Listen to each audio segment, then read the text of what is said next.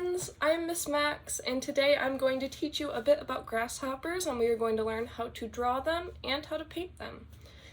So grasshoppers are an insect, and they primarily live in fields or meadows. You can see them other places. I have seen some hang out by my house and stuff like that, but for the most part they do live in fields, meadows, open areas like that.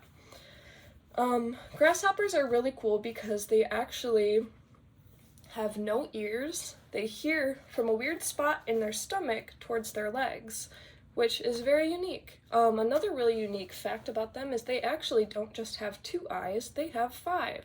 So they can see forward, they can see backwards, and they can see to both sides, which is pretty helpful because they're pretty small and they're prey to some other bigger things. So one thing that they can do to actually help ward off those prey or those predators is they can spit.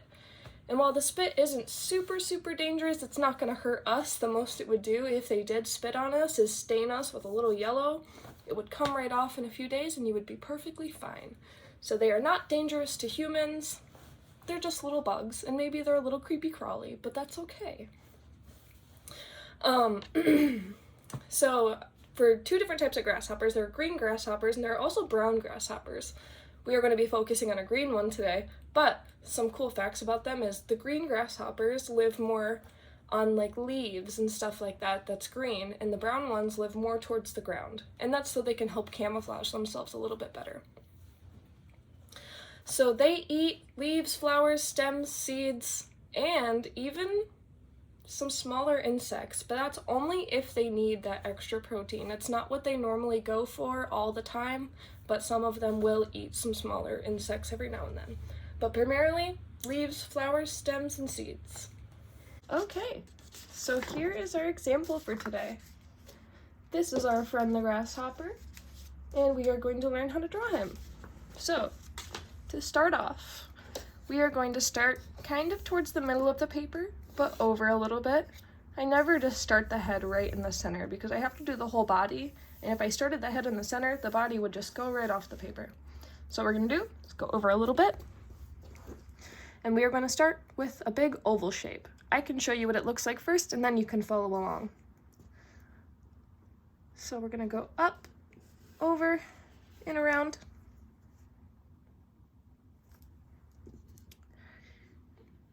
Down, over and around, connecting. So this is kind of our oval that's a bit shifted to the side, so one point's facing down and one point's kind of facing up. After we've gotten that shape, we're going to give him 2 antennas. So that's going to be kind of this rainbow shape coming from the top of his head. I'll do one smaller and one a little bit longer behind it, just like that.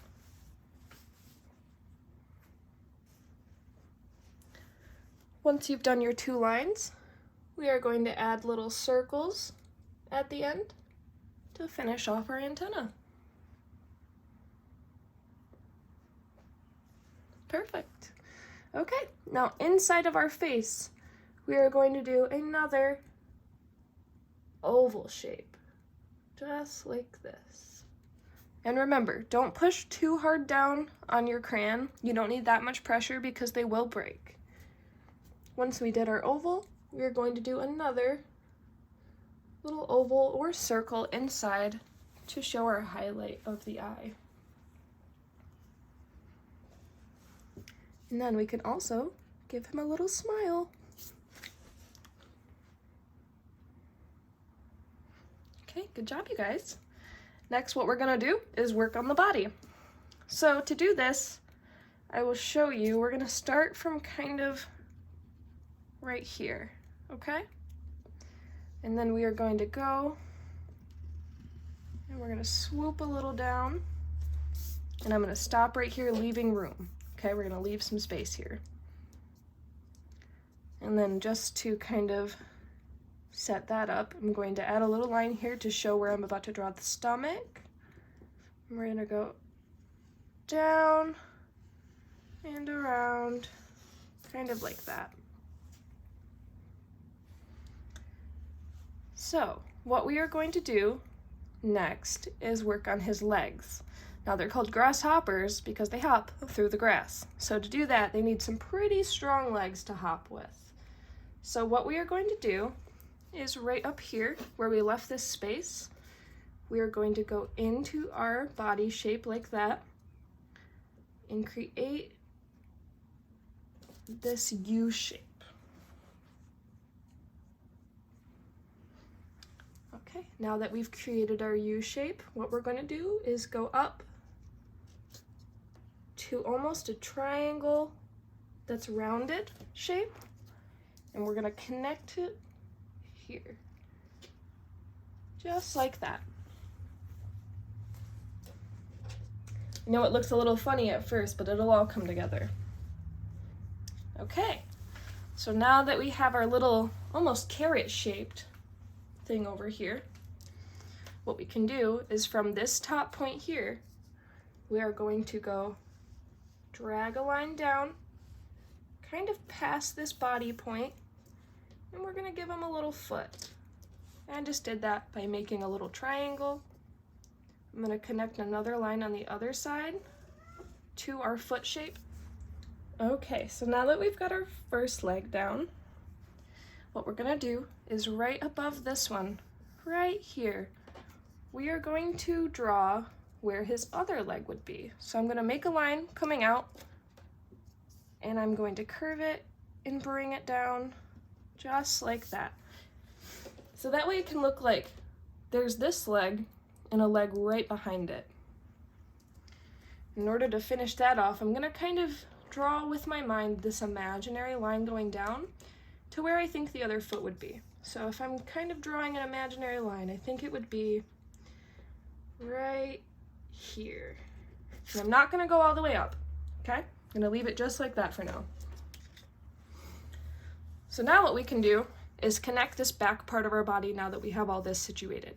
So we're going to follow from this line across, and we're going to go in between the legs right there, and we are going to give them a little round butt and connect, just like that. And when you do connect this part, that's when you can bring your second leg up to the body, just like that. So that kind of gives it the look like this leg is in front and this leg is tucked behind this one. Okay? So those are his back legs, and that will probably be the most complicated part of this. But you did it, it's over, and it looks great. So what we'll do next is he has two little legs back here. So I'm gonna start, I'll draw two lines to kind of show where that leg is going to be. Draw those lines to kind of give yourself a guide for where those legs are gonna be. And we are going to bring it down into a little foot. So just to kind of show you how I do the feet, because I don't know if it's easy to see down there, we would have our two lines, and you can either do a rounded shaped foot like that, or you could do a triangle shaped foot like that. Super simple, don't need to overthink it. It can be as simple as that. Okay, so I did one leg. I'm going to give him another right next to it. And then it doesn't look like he can hold himself up pretty well, does it? Looks like he might just fall right over on his face. So what we need are two little legs to hold him up here. So what we're gonna do is from up here, we'll do one foot and 2 foot. With the same shapes we just did here, but the other way. Just like that.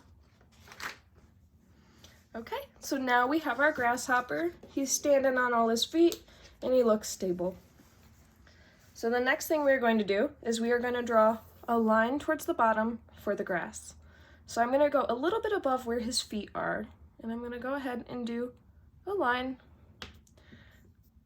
And this will kind of just show us where the ground is, where he's standing. He's not just floating on our paper.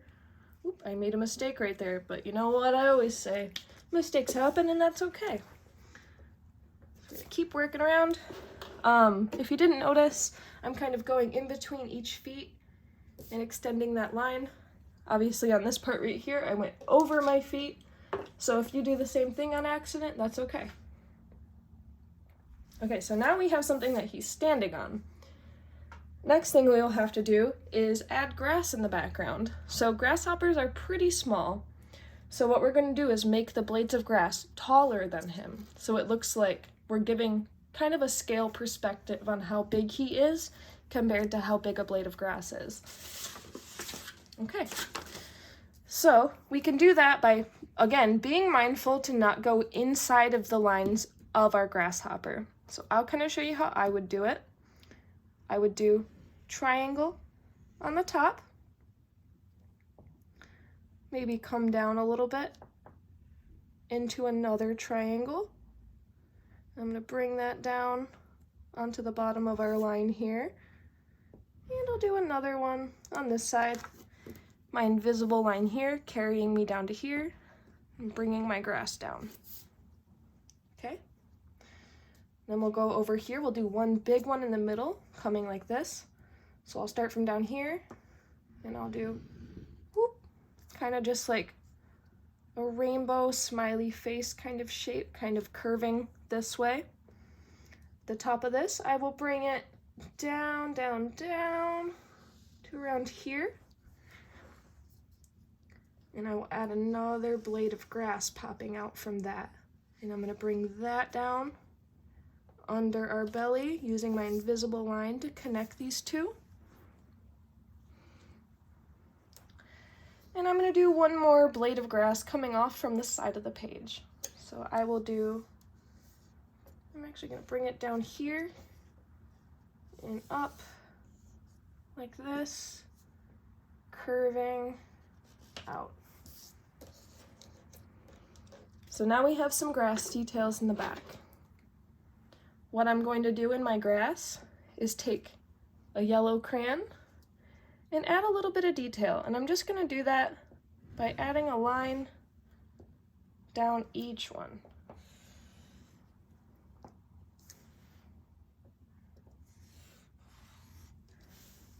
Now this part isn't totally necessary. I just do think it adds a little bit of extra detail to your drawing or painting. Okay. So that is our drawing, and now we can begin our painting. Okay, we are ready to paint. I've got my watercolors, I've got my water, and I've got my paintbrushes. And we are going to start off with green. I am going to use our lighter green to do the inside of our grasshopper. So I'm going to take a little bit of water onto my brush, and I'm going to start lightly painting the inside of the grasshopper. We are going to avoid painting the eye green. We're just going to paint all of his skin green.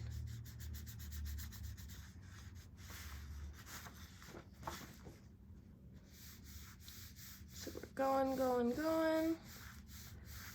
Careful not to make too many pools of paint. If you do though, if you have a pool kind of like this, what we can do is dry our paintbrush off a little bit and blend it all in. Make sure to do that before it dries, because if it dries like that, you could have a really weird pigment of color, or you could possibly rip your paper. So I'm going to finish up painting the head, just like that. Beautiful. And now we are going to paint the body the same green color. This is going to be a lot of greens because it is a grasshopper after all, so he does hop in the grass and he is going to camouflage into the grass. So I hope you like green because we are going to be using a lot of it today. So we are going to slowly paint the inside of our grasshopper body, being mindful to not go over the lines. but knowing that even if we do, no one's gonna be mad at us, and we totally understand that mistakes do happen.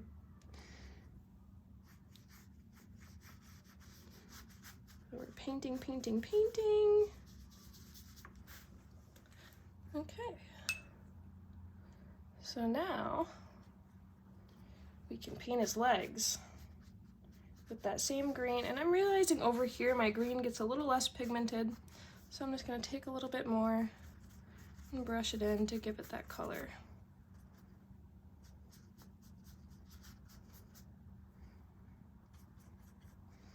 All right, now we're going to paint our legs.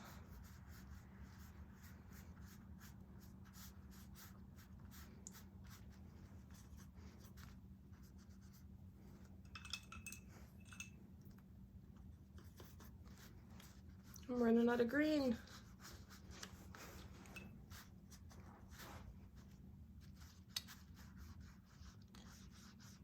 Light brush strokes, filling in every white spot on our grasshopper, making sure he's nice and green.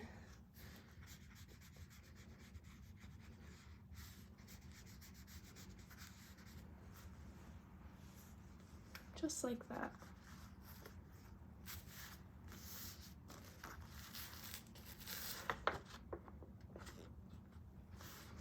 Okay, so now we can take a small brush, go into our black. I like to keep a little bit less water in that one to keep it more pigmented. And we are going to slowly, on the inside of his eye, paint it black. Take your time, go around the inner circle so we leave our highlight, and slowly, slowly, slowly fill in that space with your black watercolor. Just like that. There we go. While we're already using the black, we can go ahead and fill in our antennas with black.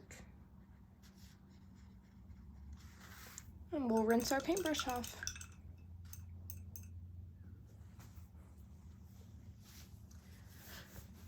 Okay, so now we are going to paint our grass in the background. I am going to go with my darker color of green to kind of, again, give it a variation of color so we're not just all the same greens everywhere. So I'm going to start on my grass with a smaller brush. I'm going to go ahead and paint along my lines. And take notice on how the crayon on the inside fully resists the watercolor. So no matter how many times you paint over it, it's still going to shine through. It's a pretty cool effect. I like to move my paper all around when I'm painting sometimes because it can give you the better angle that you want. Because if I'm painting like this and I rest my hand down, this is still wet. So if I turn it, I can rest my hand on dry stuff and not mess up my painting at all. So feel free to move your paper all around while you're working. We're going to make sure to get the bottom part of our grass here.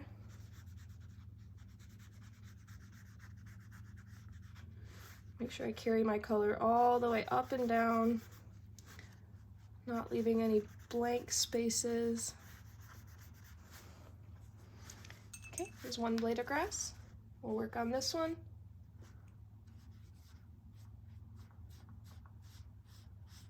Lightly brushing our brush along our paper so we don't create holes.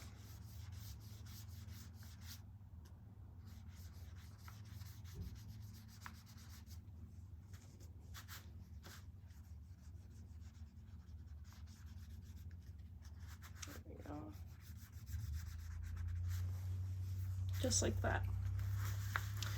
And then we'll do our very last piece over here, which I'm now realizing kind of looks like flames the way I drew it. Okay, so we'll paint, paint, paint, being careful not to go over our lines once again. It's kind of like if you were coloring in a coloring book. You want to stay inside the lines.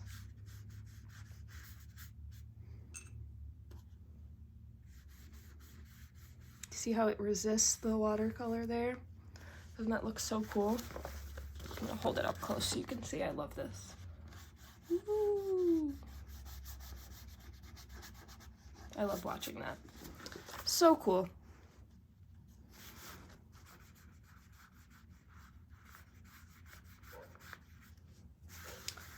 Okay, almost done with our grass.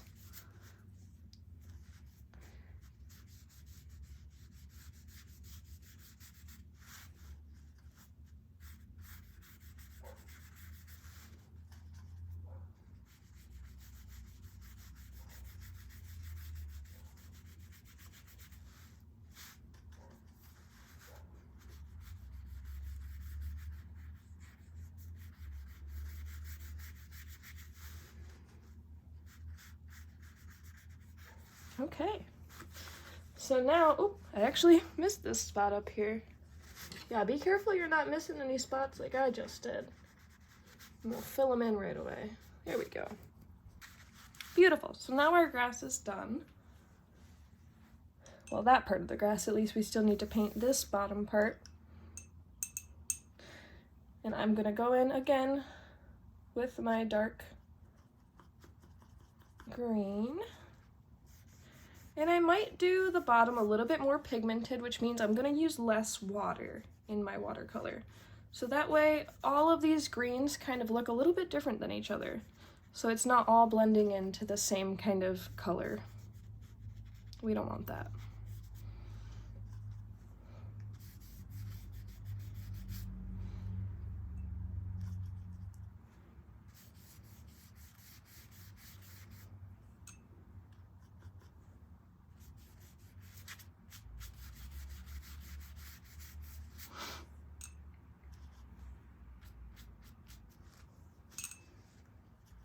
Okay, almost done. Just gotta get under his little feetsies over here. Okay, beautiful. So that is all the green that we're gonna be working on. From here on out, we'll use a little blue. But you know what?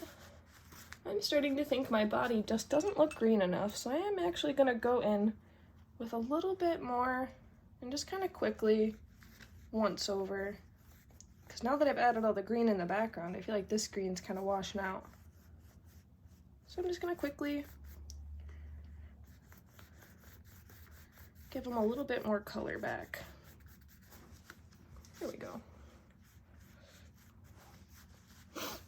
Now you might not have to do that because yours maybe is already pigmented enough, but I find myself always using less than I need to at first because you can always add more, but you can't take it away as easily.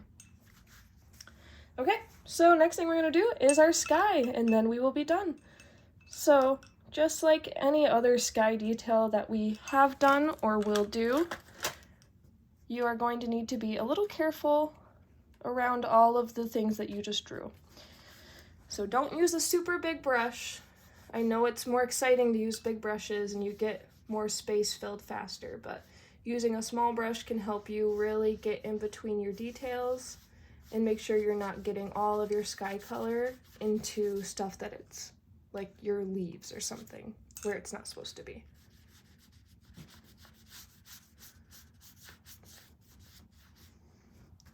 We are going to paint the entire sky blue, going around our leaves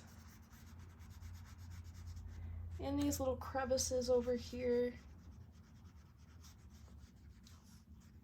in between the legs.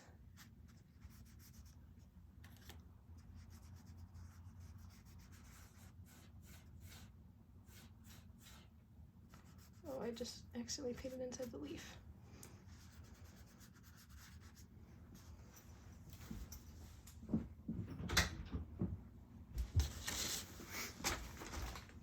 Alright, and we'll keep going all the way around. I'm sorry if you hear my cat in the background, he's very noisy. He likes to be a part of everything.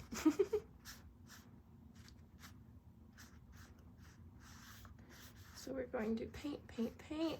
Careful of our details that we've done.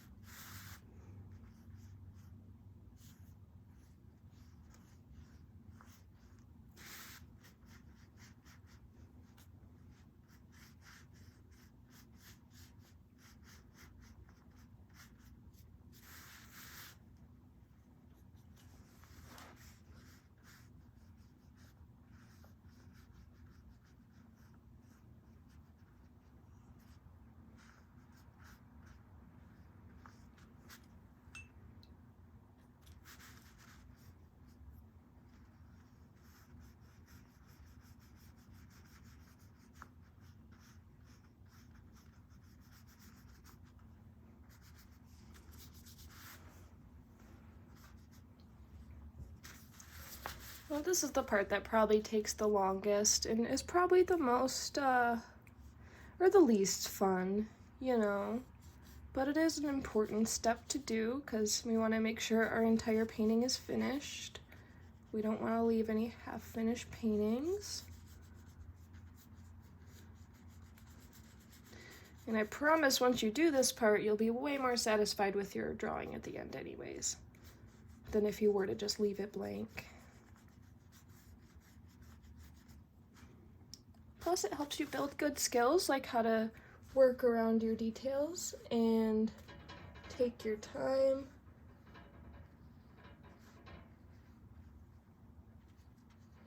Because something every artist needs to know is how to take their time.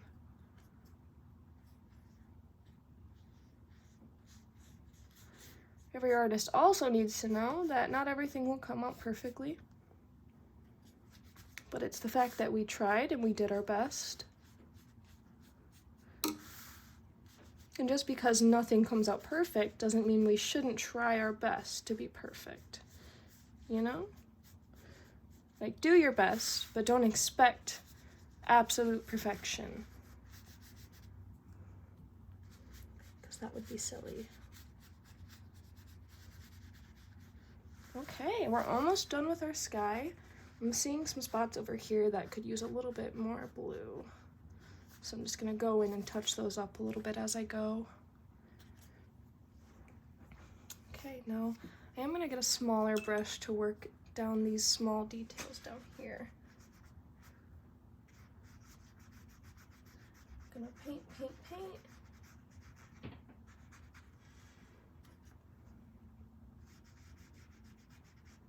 In between his feet, in between the blades of grass. Being careful not to put the blue onto our grasshopper.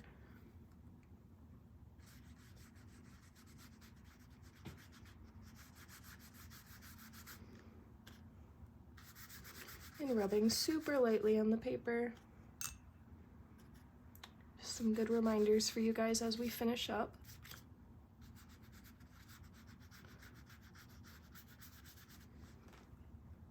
Okay, we're almost done. Just a little bit more blue here.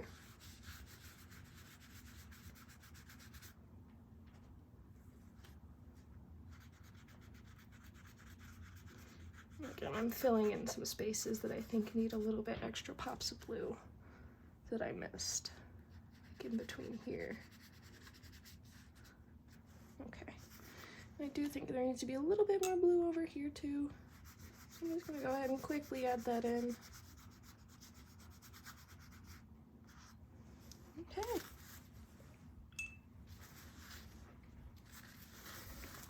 So that is our grasshopper. I hope you guys enjoyed this one. Well, Well, thank you guys so much for working with me. I had such a good time. I hope you guys had a good time too.